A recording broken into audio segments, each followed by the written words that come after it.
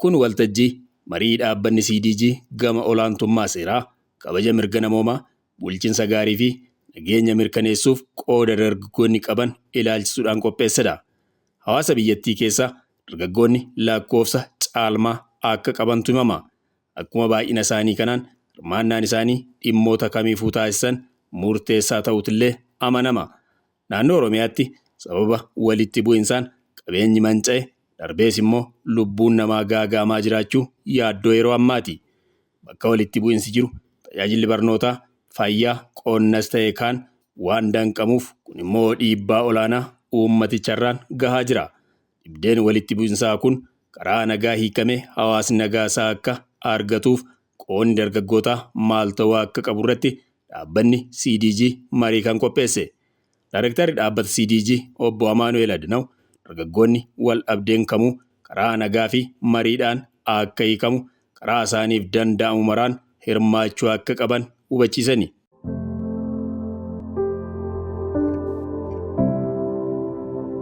Hojii hojjetan irratti waan poostii gootan irratti odeeffannoon daddabarsitan irratti hammamitti nagaas fiduu akka danda'u balaas uumuu akka danda'u beekuudhaan sana irratti waan hojjetan irratti illee eeggitii akka gootan sana dabarsuudhaan immoo qaamota kana irratti maaliif walitti bu'iinsa uumamu qaamni tokko qophaa'aa walitti bu'iinsa uumu yaadota adda addaatii fi qaamota adda addaa gidduutti uumamu waan ta'eef qaamota kana keessatti qooda fudhatan irratti dhiibbaa akka gootaniif jechuudha.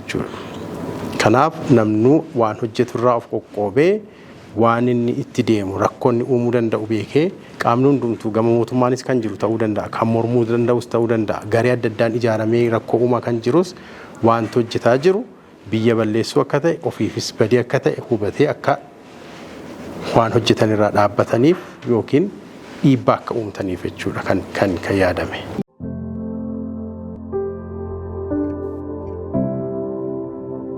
Olaantummaa seeraa, kabaja mirga namoomaa, bulchiinsa gaarii fi nageenya akka mirkanaa'uuf hundarra dargaggoonni xiyyeeffannaa akka kennan barreeffamni qooda dargaggootaa ilaallatu dhiyaateera. Dhimmi Oromiyaa keessa jiru maal fakkaataa, maaltu nu dirqisiise kana gochuudhaaf waan jedhu waan haaraa goonee walitti himnu qabnu akkuma jedhame hundumti keenya odeeffannoo isaas hin qabna. Odeeffannoo qabatamaan immoo victims amma testimony victimoota dhaga'uuf jirtu hin beekamaa jechuudha. Rakkoo nama bal'inaan jiru kun uummata yaaddoo keessa akka galchee fi uummanni rakkoo keessa akka jiru jiruuf jireenyi uummataa badadaa keessa galee akka jiru kun immoo callisamuu akka hin qabne callisnee taa'uurraa dubbachuu, walitti dubbachuu, mari'achuu, fala barbaaduu barbaachisaa ta'a waan ta'eef jechuudha.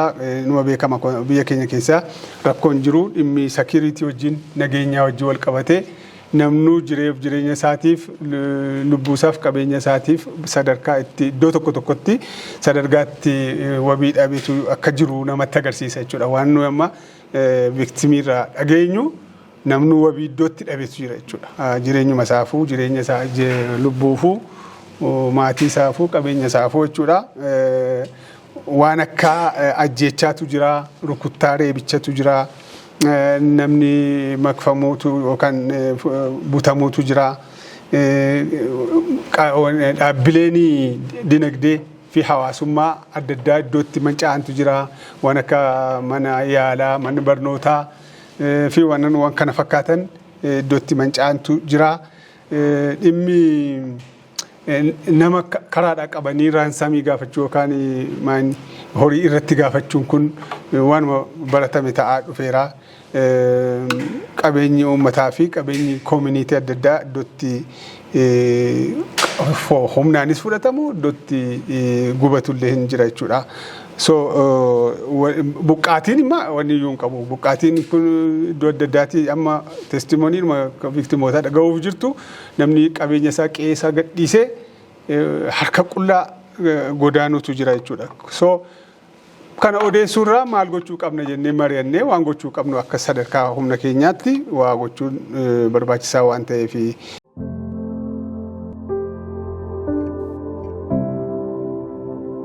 Gumaachuu qabnaadha. Eegi rakkoo bal'aan akkasii kun jiraate kana hambisnee gara nageenya gaariitti gara jarri kun nagaan mirkanaa'ee mirgi dhala namaas kabajamee olaantummaa seeraas kabajamee bulchiinsi gaarii akka mirkanaa'uu fi calluma innee komee dhaamurra nun maal goona waan jedhu wal ta'anii yoo dubbanne gaariidha. So qoodni dargaggoo maal ta'uu mala kana keessatti waan jedhu as keessatti ilaalla jechuudha. Dargaggoonni dhugaadhaa wanni qooda guddaa qabu jechuudha. Nageenya ijaaruu keessatti, jajjabeessuu keessatti, olaantummaa seeraa jennu kana jajjabeessuu keessatti karaa adda addaa dargaggoon gahee guddaa taphachuu dandeenya. Rakkoo uummata gidduu jiru, hariiroo uummataa caccabe kanas deebisanii ijaaruu keessatti dargaggoon karaa miidiyaas haa ta'u, karaa advokeesii adda addaas haa ta'u, uummata keessa seenee mariisisuudhaan gaaffii jiru, wal dhabdee jiru deebisee suphuu fayyisuudhaan dargaggoon roolii taphachuu danda'a.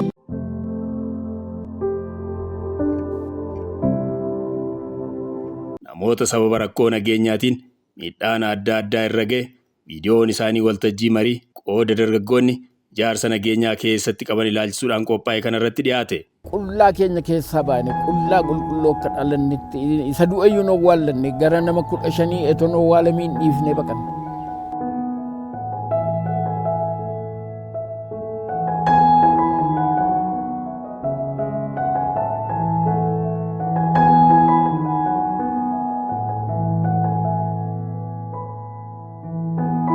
Firoottan isaatii fi ijoolleen isaa haadha isaa gaga'u addatti hafanii jira. Miidhaan inni nurraan ga'e miidhaan waan kana jedhamee himamuu hin dandeenye.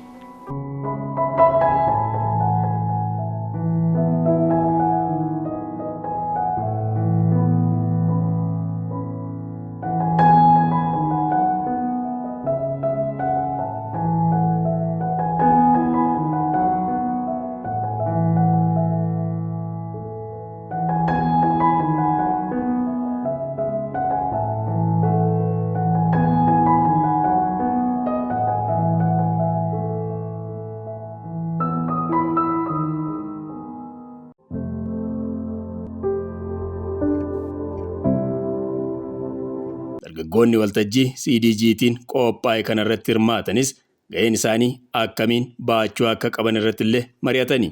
Namni tokko ofumaafuu namni jalqabna ta'uu qaba. Sun irratti hundoofne akka of deebinee ilaallulee nu gochuu jirtan. Mammaan gochuu jira gaafiin jedhu ofi kennayyuu akka dargaggoo tokkotti of ilaaluu jira jechuudha.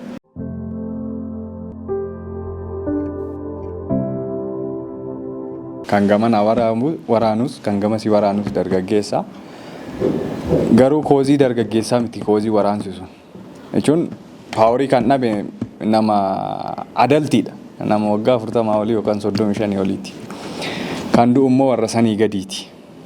So baay'ee viktimii kana amma nama balaa sanarraa hafee tooyi rakkoo himu argine malee namoota du'an hin argine. Namoonni du'an sun dargaggeessa jechuu barbaadeen. Fakkeenyaaf waraanni nama miliyoona tokko fixe yoo ta'e miliyoonni tokkoon sun nama waggaa 35ti.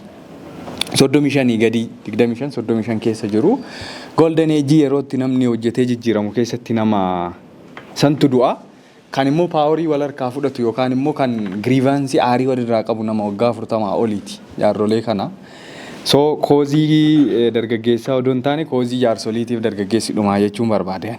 Akka nu badhutti.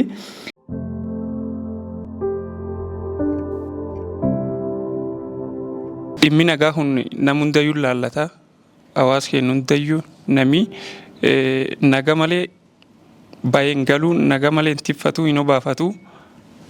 Kanaaf nu wanni nurra eegamu karaa sooshaal miidiyaatiin karaa miidiyaa hawaasaatiin akka dandeenyu akkuma keessan faan CDG buunee adoonifatini waan nagaa beessuu miidhaa yooyyuu nageenya hin jirduuf buqqa'iinsa hawaasaa beel dheebuu waan hedduu yooyyuu nageenya hin jiru namni mirga kana beeksifnee akka namni cuftinuu qalbii tokkoon gar nagaa ofii aktiffatu beeksisu.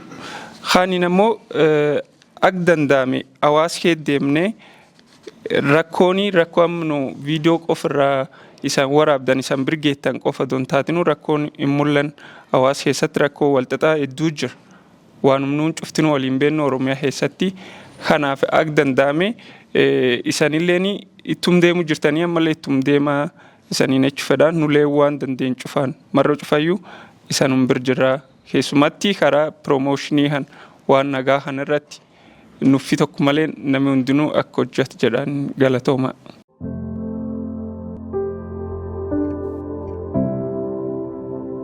Waan dandeenyu hundayyuu yoo goone maybe amma yeroo ammaa kanatti nagaa piroomoot godhuun fudhataman qabu. Society amma haala amma keessa jiru keessatti nama du'ellee abbaa ajjeese laalleeti kan gaddinu sababni isaa duubaawwan nutti dhufu jira waan ta'eef nagaadhas gaafa jedhamu ajandaa eenyu baata namni kun jedheellee haga namni wal biriifachuutti keessa jirra waan ta'eef haga danda'ametti positively wannuma balaa uumamaa jiru kana rakkoo jiru kana generation gaappii uumame kana Oromiyaa keessa yoo deemne hamma asitti argine kana oli baay'ee manneen barnootaa gubatan namni sireerra ciisee du'a eeggata yaala dhabuurraan kan ka'e jechuudha. Haga sana deemeera dubartiin qe'eetti dahuun ijoollee waggoota 5 darbeef namni manneen barnootarraa citee mana barnootarraa kan cite kun immoo deebi'ee laga deemee dabaree isaa qawwee fudhatee ol deebi'ee hawaasa saamaa balaan haga tiraajediin haga nuti fiilmii irratti ilaallu yookaan immoo injira wanni kun jennee haga yaannu olitti Oromiyaa keessatti deemaa jira waan ta'eef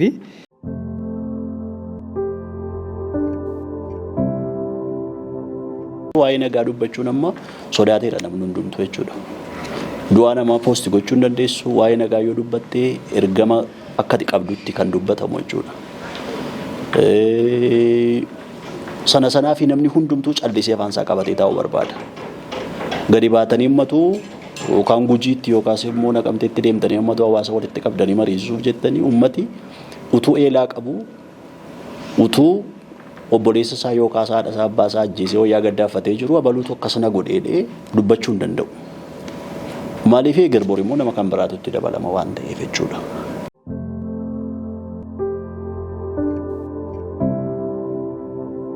Garamitti nu geessaa jira. Namni barachaa jiru yoo ta'e, waa hojjetachaa jiru yoo ta'e, jireenya akkasitti badaa yoo jira yoo ta'e, namni waliin dhaga'u yoo ta'e, institushiniin keenya kan aadaa yoo diigamaa jira ta'e, institushiniin formaal institushiniin keenya hojjechuutti hin seenu yoo ta'e, egereen borii maal ta'a? Kanaaf wanti guddaan yoo walitti dhufanii haasa'uun waa tokko. Maaliif namoonni waa'ee nagaa akkuma silas hin jettan dubbachuudhaaf baay'ee sodaatu. Nuyi yeroo kana qopheessinu takka takka dhiisnu jechaa turre. Garuu immoo dhiisnee immoo fala ta'aa yoo ta'es hin ta'u. Jaallatames jibbames hamma fe'e rakkoo keessa yoo jiraate uummanni walitti dhufee yoo mari'ateef furmaata kan qabu tokko kan. Lammataa immoo rakkoo jechuun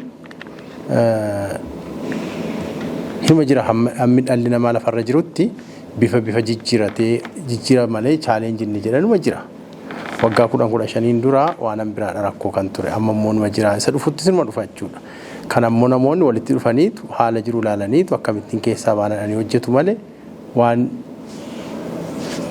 soosaayitiin rakkoo hin qabne hin jiru. Rakkoo isaa garuu mari'atee furataa jireenya itti fufaa deema jechuudha.